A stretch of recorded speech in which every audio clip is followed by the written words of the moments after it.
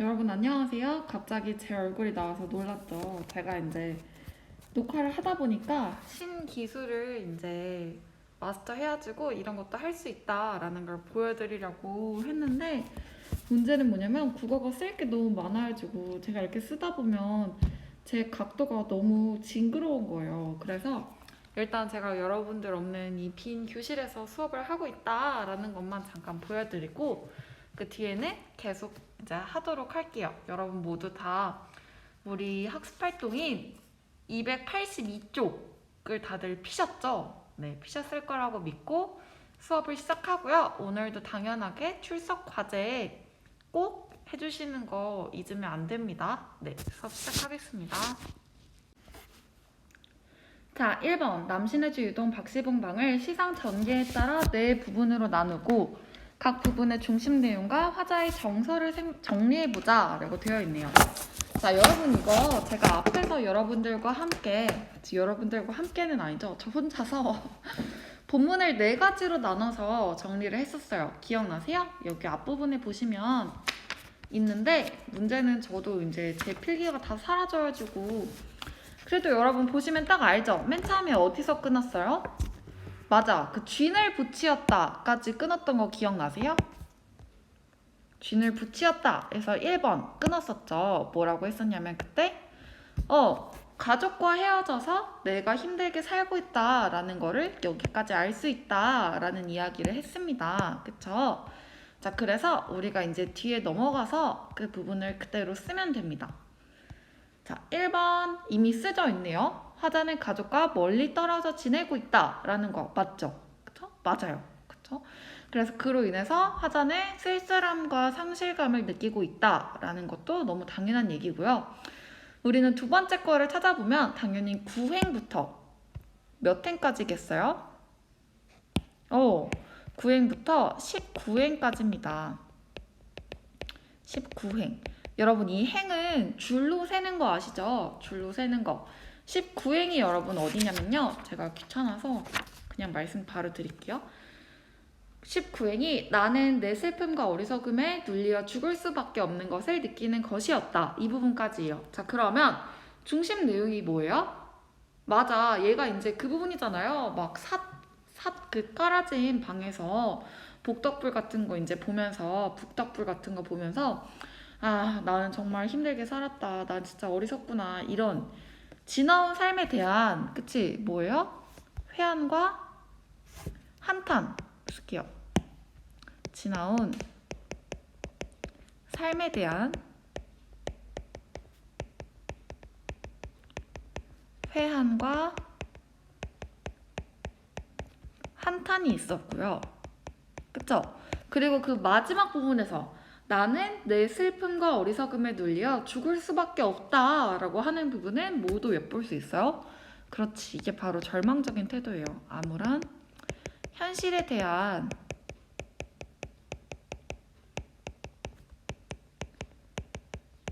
절망을 얘가 느끼고 있다라는 걸 우리가 알 수 있어요.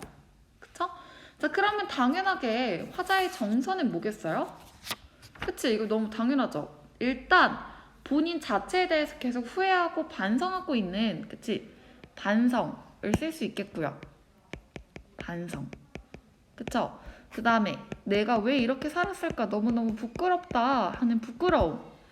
그리고 내 힘으로 할 수 있는 게 정말 하나도 없다라는 무력감까지 느끼고 있는 것을 엿볼 수 있겠습니다. 그쵸? 자, 그 다음. 자, 19행 다음이니까 몇 행부터 몇 행까지로 끊을 수 있어요? 맞아. 20행부터 23행까지 끊을 수 있어요. 20행이 바로 그 그러나 부분이죠. 그러나부터 어디까지냐면요. 이것들보다 더 크고 높은 것이 있어서 나를 마음대로 굴려가는 것을 생각하는 것인데 여기까지예요. 여기까지. 자, 그러면 24행까지 보면은 어떤 걸 느낄 수 있냐면 얘가 자기가 그동안 못했던 거는 다 뭐 때문이다? 맞아. 운명 때문이다 라는 거를 드디어 알게 되는 거잖아요. 그래서 화자는 무기력한 자아와 아, 내가 진짜 할 수 있는 게 없구나 라는 거를 이제 알고요. 그쵸? 그리고 한편으로는 이 모든 거는 다 운명이었다. 운명에 이끌려온 삶에 대해서 인식하게 됩니다. 그쵸? 이 부분이 좀 신기하다고 했죠. 이 사람은 내가 할 수 있는 게 아무것도 없구나. 이 모든 건 다 운명이구나. 라는 걸 받아들이면서 오히려 좀 마음의 안정을 얻게 되는 거죠. 그쵸? 자, 그래서 화자의 정서. 이거 딱히 별거 없고요. 그냥 깨달았다 라고만 쓰시면 돼요. 깨달았어. 드디어 이 모든 건 내가 어떻게 할 수 있는 게 아니구나 라는 걸 깨달았어. 그쵸? 자, 그 다음 24행부터 이제 쭉 마지막까지 하면 되죠. 32행까지 어떻게 되어 있냐면요. 화자는 이제 다 극복하잖아요. 그쵸? 이제 그래, 내가 어쩔 수 없는 거구나. 이제 받아들여야겠다 라고 생각하면서 이제 마음의 정화도 하고 내가 이 시련, 이 고난 같은 것을 극복해야겠다. 갈매나무처럼 잘 버텨야겠다 라는 생각을 하고 있기 때문에 화자는 새로운 삶에 대한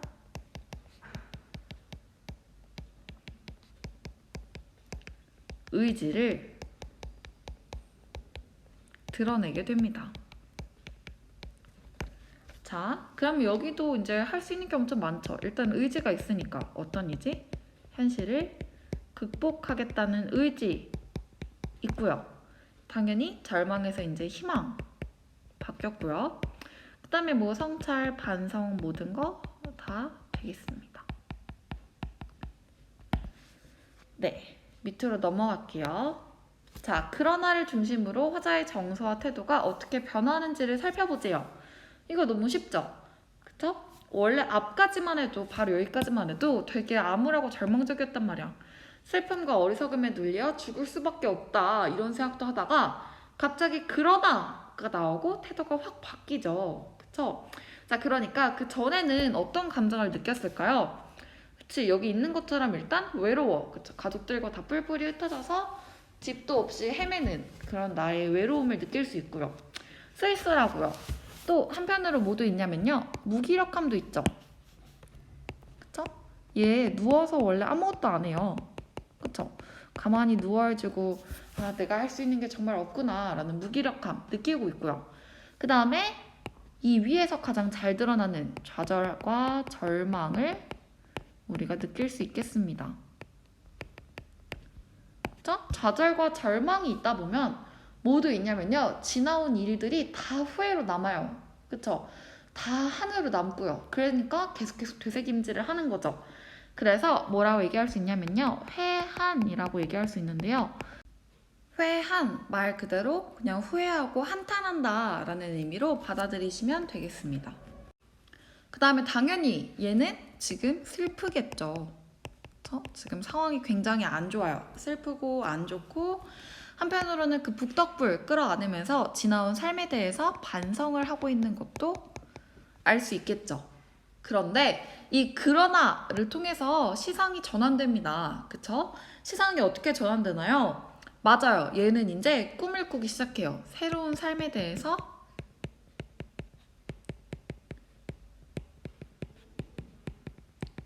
의지를 갖게 되죠.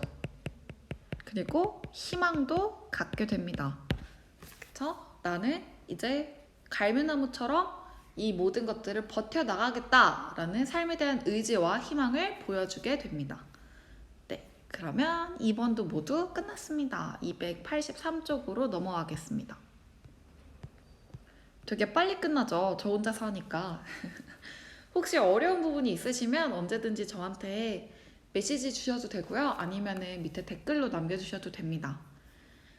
네, 갈매나무의 모습을 정리해보고 시작 화자에게 갈매나무가 의미하는 것이 무엇인지 이야기해보세요. 네, 교과서 283쪽으로 넘어왔고요.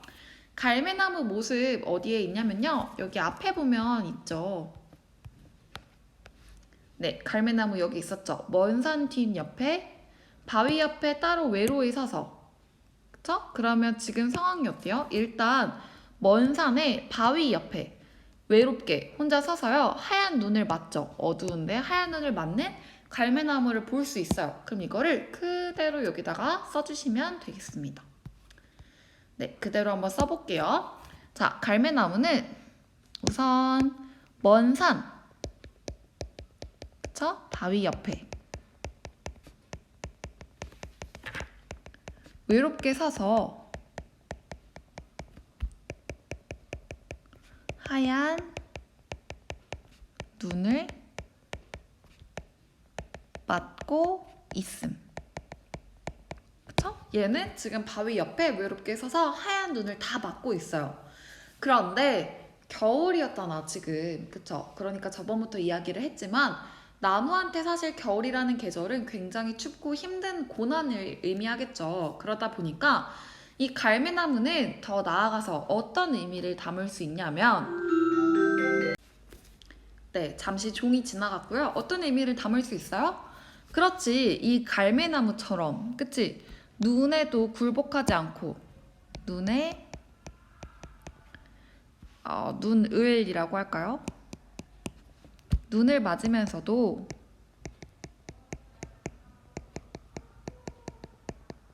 꿋꿋하게 또는 뭐 우연하게 꿋꿋하게 버티는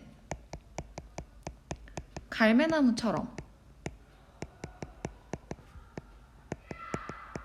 이 시적인 화자도, 그쵸? 화자도 시련을 극복하고 꿋꿋하게 삶을 살아가겠다.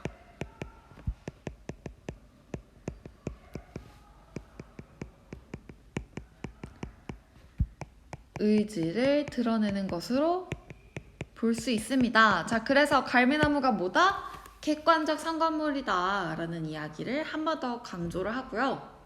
저도 사실 여러분 개인적으로 이 갈매나무와 같은 삶을 굉장히 살고 싶은 마음을 갖고 있습니다. 그래서 제 카톡 프사에 보시면 갈매나무라고 약간 좀 너무 없어 보이나요? 적어놨어. 그러니까 제가 이거를 이번에 낼 거예요. 제 카톡 프사에 있는 그걸 낼 건데요. 정답은 갈매나무입니다. 갈매나무. 그쵸? 여러분들도 이렇게 시련이 다가와도 거기에 뭐 물론 힘들죠. 사실 시련이 다가오면 얼마나 힘들어요. 그런데 그거를 버티고 나갈 수 있는 그런 갈매나무와 같은 사람이 되었으면 좋겠습니다.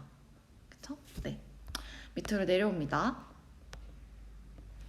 다음 설명을 바탕으로 하여 작가가 제목을 이처럼 정한 까닭은 무엇이며 어떤 효과를 주는지 써보자. 자, 제가 저번에 한번 이야기했던 그 내용이 나옵니다. 남신의 주 유동 박시봉방. 저번에도 얘기했지만 시의 제목치고는 너무 사실적이야. 굳이 이렇게 할 필요가 없는데, 그치? 굳이 자기가 사는 지역과 사는 뭐 동네와 그 다음에 자기가 누구 방에 새도를 살고 있는지, 사실 이 박시봉이라는 사람은 자기 이름이 여기 이렇게 남을 줄 알았겠냐고요. 그쵸? 그러니까 이 모든 거는 편지 봉투에 사실 붙여놨던 발신 주소로 볼 수 있는데요. 즉 제목은 화자가 거처하는 주소지이며 작품의 내용은 편지의 사연에 해당한다. 그래서 이 모든 것은 작품 전체가 편지를 보내는 형식이다 라는 거를 우리가 알 수 있다는 거죠. 그러니까 쉽게 말하면 편지를 통해서 시를 보내고 있는 거예요. 그쵸? 자, 그래서 제목을 이렇게 정한 까닭은 정말 그냥 말 그대로 쓰면 돼요. 왜 제목을 편지의 발신 주소로 했느냐? 이거는 편지의 발신 주소로 제목을 정한 까닭은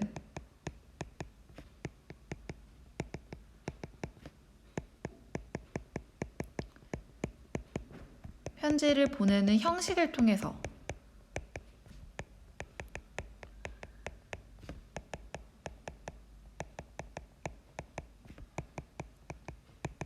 화자가 근황을 이야기하는 듯한, 근황이라는 건 요즘 살고 있는 그런 거죠. 이야기하는 듯한 효과를 줍니다. 그쵸? 그래서 이게 결국 효과가 뭐겠어요, 여러분? 여러분 같은 경우는 지금 이 편지글을 읽다 보니까 결국에 마음이 더 아픈 거예요. 왜 그러냐면 더 약간 더 나랑 더 친한 느낌이 들거든요. 결국에 우리는 모두 다 백석 시인으로부터 이 편지를 받은 거잖아요. 이 시를 받은 거잖아요. 그러다 보니까 백석 시인의 상황이나 이런 게 우리한테 더 와닿을 수 있는 거죠. 그래서 이거를 어떻게 쓰냐면요. 더 멋있게 쓰면 이렇게 쓸 수 있어요. 이 사람 자체가, 이 화자가 고향을 떠나서 외롭게 살아가는 그 화자의 정서. 화자의 정서 결국 뭐예요? 외로움, 힘듦, 무기력함, 뭐 뼈아픈 후회, 이런 모든 그 정서와 그리고 화자의 내면인식, 내가 할 수 있는 건 아무것도 없구나, 이런 내면인식 등을 우리에게 더 효과적으로 전달한다. 여러분도 더 마음이 쓰였겠죠. 그쵸? 네. 그리고 끝났고 또 넘어가면 됩니다. 네, 자신의 성찰이 담긴 시를 창작해보자 라고 되어 있는데요. 여러분들 언젠가 시간 되시면 꼭 한번 창작을 해보시고요. 저희는 일단 넘어가겠습니다. 여러분 얼마 안 남았어요. 그쵸? 학습활동은 되게 빨리 끝나죠. 별로 할 게 없어서. 네, 284쪽으로 넘어오시면 되고요. 이제 시대적 배경이랑 같이 한번 읽어볼 거예요. 제가 시를 설명하기 전에 이 시는 단순히 백석의 힘든 상황, 화자의 힘든 상황으로 이해할 수도 있지만 한편으로는 그 당시에 우리 민족들이 모두 다 이렇게 힘들었기 때문에 우리 민족들로 대입해서 읽어도 큰 문제가 없다라는 이야기를 맨 처음에 드렸었죠. 자, 그래서 보기를 보시면요. 1930년대에 이어 1940년대는 일제 수탈로 농촌의 현실은 피폐해져 갔다. 자, 일제가 1940년대 되면 발악하기 시작해요. 이제 막 난리를 치거든요. 그러니까 점점 우리나라 사람들은 살기가 너무너무 힘든 거예요. 점점 피폐해져 가요. 그러다 보니까 사람들이 더 이상 이 땅에서 살 수가 없어요. 농촌을 떠나게 됩니다. 그쵸? 뭐 농사 지어봤자 남는 게 없는 거예요. 쉽게 말하면 다 털어가야지고요. 떠나서 고향을 떠나게 되고요. 사실 고향을 떠나는 게 얼마나 어렵겠어요. 저도 사실 제가 광명으로 이사 오지 않은 이유는 제 주변에 있는 제 고등학교 친구들이 좋고 우리 집에서 엄마 아빠랑 사는 게 좋아서 제가 서울에 계속 이렇게 살면서 힘들게 출퇴근을 하는 거거든요. 물론 돈이 없어서 못 오는 것도 있는데 그건 일단 별개로 하고요. 어쨌거나 고향을 떠나서 혼자 사는 게 굉장히 힘들다라는 걸 기억을 해두시고요. 그리고 일제가 이 당시에 민족 해체를 계속 시킨단 말이에요. 우리나라를 계속 해체시키려고. 우리나라 말도 못 쓰게 하고요. 그쵸? 창씨개명 이런 것도 다 바꾸고. 그러다 보니까 우리나라 사람들이 이거 문제가 있다. 우리나라 말은 지켜야 한다. 우리나라 정신을 지켜야 한다. 이런 반발작용이 일어나기 시작하는 거죠. 그래서 민족 공동체 의식을 담은 주제와 토속적인 소재를 고수하는 작가들이 나타났다라는 거고요. 아까는 아니고 어제 말씀드린 것처럼 백석이라는 시인은 향토적인 시어, 즉 우리나라 말, 우리나라의 사투리, 우리나라의 정감 가는 그런 시골 소재들을 많이 사용한 것으로 가장 유명한 시인 중에 하나입니다. 자, 그래서 이 시에서 토속성이 드러나는 시어를 찾아보라고 했으니까요. 찾으면 되죠. 그쵸? 자, 앞에서 일단 뭐 있었어요? 맞아, 삿 이런 거 있었어요. 삿 기억나시죠? 삿 있었고요. 그 다음에 나주손, 그냥 제가 쭉 쓸게요. 그 다음에 디롱배기, 그 다음에 북덕불, 그 다음에 바위 옆이었던 바우, 섭 같은 게 있었어요. 그쵸? 이렇게 시골 느낌이 나는, 우리나라의 정감 나는 그런 단어들을 많이 썼어요. 그러면 일제강점기랑 관련되어서 왜 썼을까라는 걸 생각을 해보면 바로 알 수 있죠. 그쵸? 왜? 평안도 방언을 사용하고요. 평안도 방언을 사용하고 또 향토적 시어를 사용하면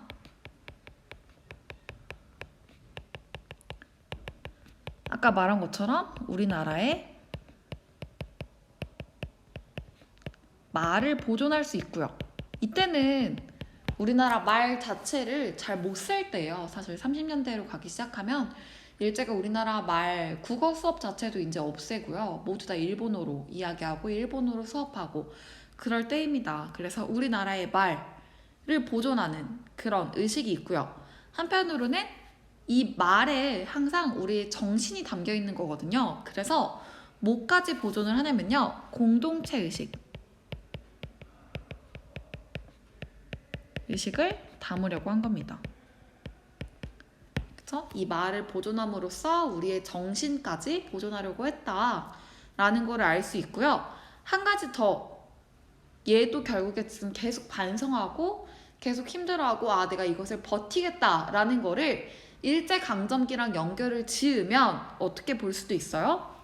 그치, 내가 일제강점기 하에서 잘 살고 있는가, 약간 윤동주처럼 그치? 내가 정말 잘 살아가고 있는가에 대해서 당대 현실, 결국 일제강점기죠. 당대 현실을 살아가는 자신의 모습을 반성해요.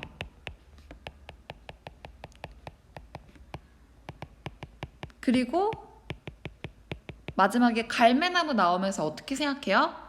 내가 이러한 현실을,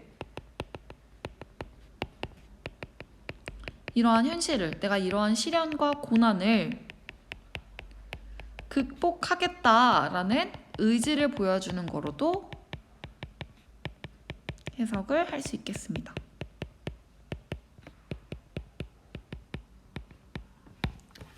네. 자, 그래서 작가의 의도를 물어보면요. 당연히 여러분 뭐겠어요? 작가가 이거를 왜 썼을까? 그렇죠. 이제 일제강점기에 조금 더 중점을 둬서 사회문화적인 상황에 조금 더 중점을 두면요. 단순하게 이 화자, 이 백석한테만 치중되는 게 아니라 전반적으로 우리 민족의 상황으로 크게 적용을 할 수 있는 거죠. 자, 그래서 누구까지 포함을 하냐면요. 일제강점기에 위에서 보기에서 봤었잖아. 그치? 항상 보기 열심히 보라고 했죠. 뭐라고 돼 있어? 농촌을 떠나는 유민들의 고향 상실감이라고 돼 있거든요. 그러니까 그 일제강점기에 농촌을 강제로 떠나게 되는 유랑민을 얘가 포함시킬 수 있는 거죠. 일제강점기에 고향을 잃은 유랑민의 방황과 아픔을 상징적으로 그리고 있는 겁니다. 그쵸? 그리고 아까 말한 것처럼 평안도 방언, 향토적인 시어 이런 거 사용해서요. 위에 있는 거 다시 한번 그대로 더 써주시면 돼요. 우리나라의 말을 보존하고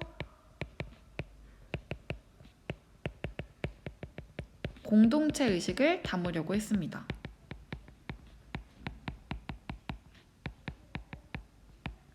그쵸? 그 다음 여기 있는 거 한 번 더 쓰시면 돼요. 그리고 한편으로는 내가 일제강점기에서 이렇게 살아가는 게 맞는가, 내가 제대로 살고 있는가에 대한 자신의 모습을, 당대 현실을 사는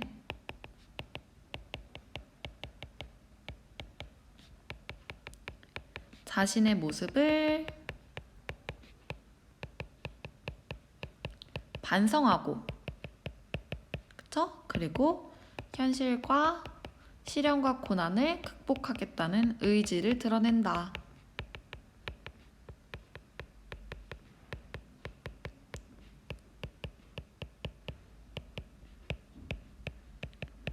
네, 여기까지입니다. 자, 학습 활동이 모두 끝났어요, 여러분. 그래서 이제 간단하게 한 번만 더 보고 끝낼게요. 이 밑에 있는 현실 대응 방식은 지금은 다루진 않겠습니다. 일단 본문으로 쭉 넘어와서요. 전반적으로 여러분 내용이 어떤 내용이었어요? 간단하게 내용 정리를 하면 사실 금방 정리할 수 있어. 이 사람이 지금 맨 처음에 상황이 안 좋죠? 그쵸? 겨울은 계속 추워요. 계속 춥고 바람도 불고 눈도 내리고 너무너무 춥고 힘든데요. 이 사람은 맨 처음에 방이 없어서 외롭게 유랑하고 있는 힘든 상황에 놓여있죠. 그래서 어렵게 박시봉 방에 새를 들어서 산 이후에도 이 사람은 계속 힘들어합니다. 그쵸? 계속 누워서 자신의 무기력함을 느끼고 힘들어하지만 결국에 그러나를 통해서 시상이 전환되면서요. 이 모든 것은 내가 잘못해서 일어나는 게 아니라 운명이다 라는 것을 이 사람이 받아들이면서 자신의 감정 정화가 한번 일어나고요. 그리고 끝내 어떤 생각을 하냐면 나도 갈매나무처럼 저렇게 눈 속에서 꿋꿋하게 버티는 굳고 정한 갈매나무처럼 나도 시련을 이겨내는 사람이 되어야겠다라는 현실에 대한 극복 의지 그리고 희망으로 시가 끝나게 됩니다. 그쵸? 자, 그 다음에 우리가 이제 갈래랑 이런 거를 조금 정리하는 시간을 가져보려고 해요. 내용적인 거는 이제 대충 다 정리를 했고요. 그쵸? 자, 그러면 갈래는 여러분 뭐냐면요. 자유시예요. 이제 차근차근 써볼게요. 갈래. 자유시, 서정시. 자유시라는 건 여러분 뭐냐면요. 시의 형식이 자유롭다는 의미예요. 우리가 그동안 시조나 아니면은 좀 빡빡한 좀 향가 이런 것들을 주로 봤잖아요. 옛날에 쓰여진 시들은 주로 아무래도 형식이 딱 정해져 있고 그러다 보니 자유시라고 이야기하지 않습니다. 그 시들은 형식이 딱 정해져 있고 그 형식에 맞춰서 써야만 하는 형식에 딱 정해져 있는 시들이고 현대로 오면 이제 시에 따로 형식이 없죠. 자기가 쓰고 싶은 만큼 자기가 뭐 하고 싶은 만큼 이런 식으로 쓰는 것을 자유시라고 하고요. 서정시는 항상 말하지만 거꾸로 말하면 정서예요. 정서. 그쵸? 시에서 자신의 감정을 보여주고 있는 시들을 서정시라고 이야기합니다. 자, 성격은 고백적이에요. 왜 고백적일까요? 맞아. 남한테 자신의 자신의 감정을 드러내고 있죠. 자신의 감정을 드러내는 고백적 성격이 있고요. 반성적이에요. 자기가 그동안 한 것들을 되돌아보고 계속 곱씹어보는 모습이 나타나고요. 의지적이기도 합니다. 마지막에 갈매나무 생각하면서 내가 이 현실을 극복해 나가겠다라는 의지가 있습니다. 그쵸? 자, 제재는 뭐냐면요. 유랑인의 외롭고 무기력한 삶입니다. 그쵸? 자신의 고향을 떠난 삶이 되게 외롭고 무기력하다라는 거 보여주면 되고요. 주제는 마지막에 갈매나무가 나오니까 갈매나무가 포인트죠. 그래서 무기력한 삶에 대해서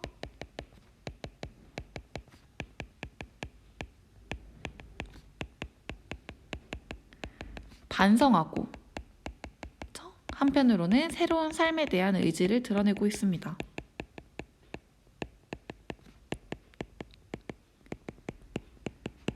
자, 형식을 볼게요. 형식. 자, 특징적인 걸 보면요.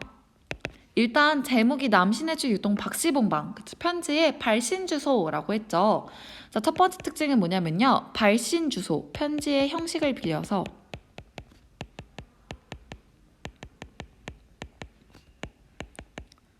화자의 근황을 드러내고 있습니다. 편지다 보니까 내가 요즘 어떻게 살고 있냐면 하는 화자의 근황이 있다는 거지. 그쵸? 드러냄까지 써야겠네요. 자, 2번 여러분이 느낀 두 번째 특징 뭐가 있을까요? 맞아요. 계속 나오고 있는 이 향토적 시어.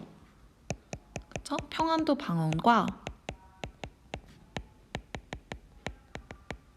향토적 시어들을 활용을 하고요. 왜 활용한다고요? 이게 중요하죠. 시대적인 상황이 같이 맞물리기 때문에요. 알아두셔야죠. 그쵸? 토속적인 분위기를 형성하고요.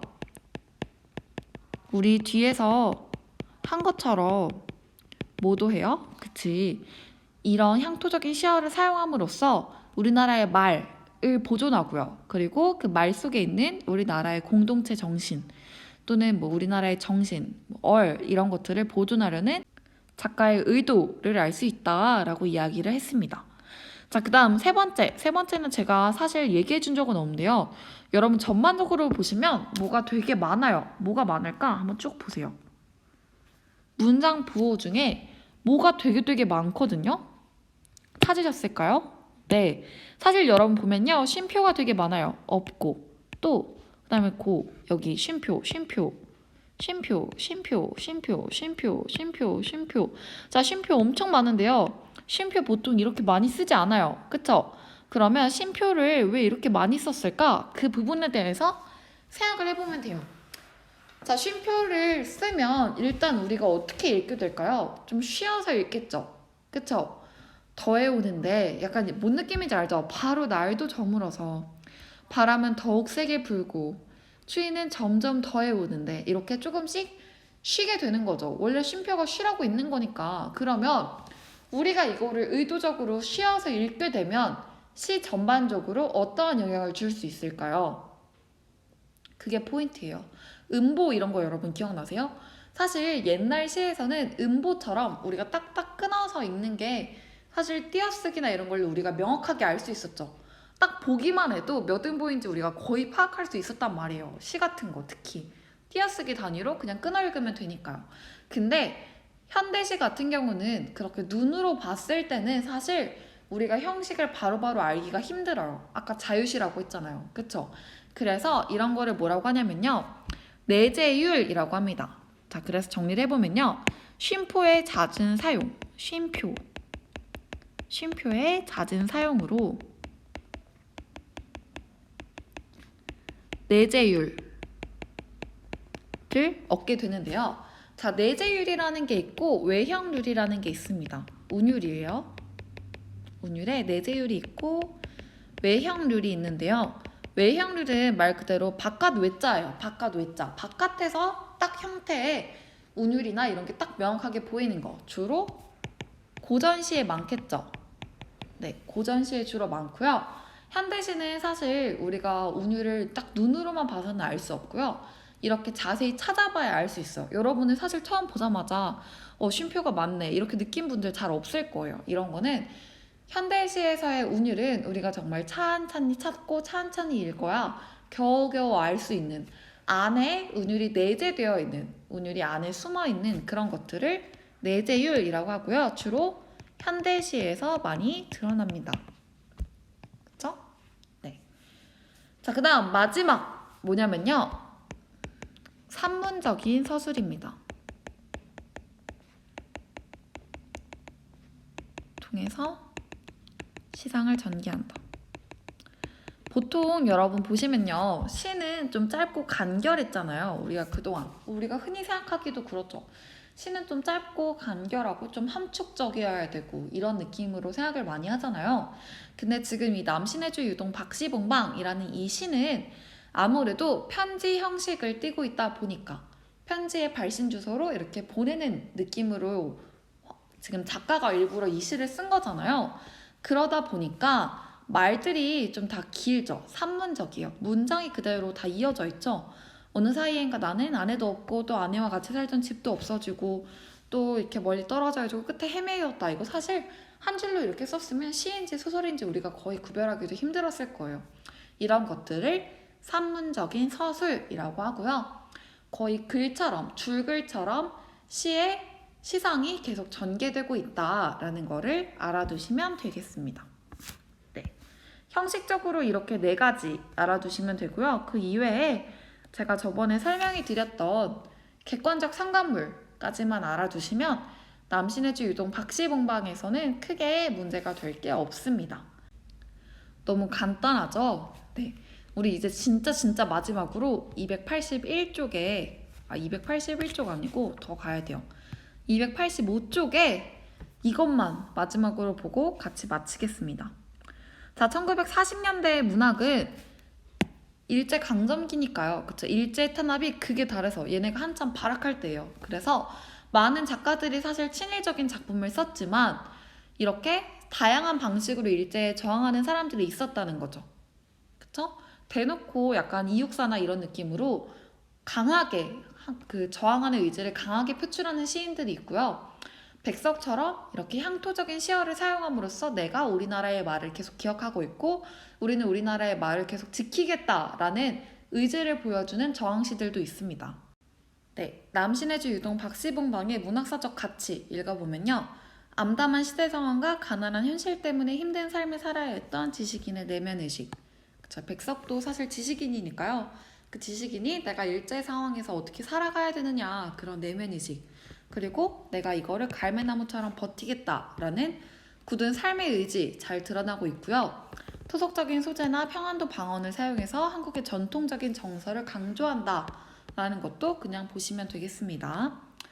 자, 여러분 이거 빨리 할 수 있으니까요. 빨리 하고 오늘 수업을 마치겠습니다. 둥글넓적하고 아가리가 벌어진 작은 질그릇 뭐라고 해요? 그렇죠. 지롱배기.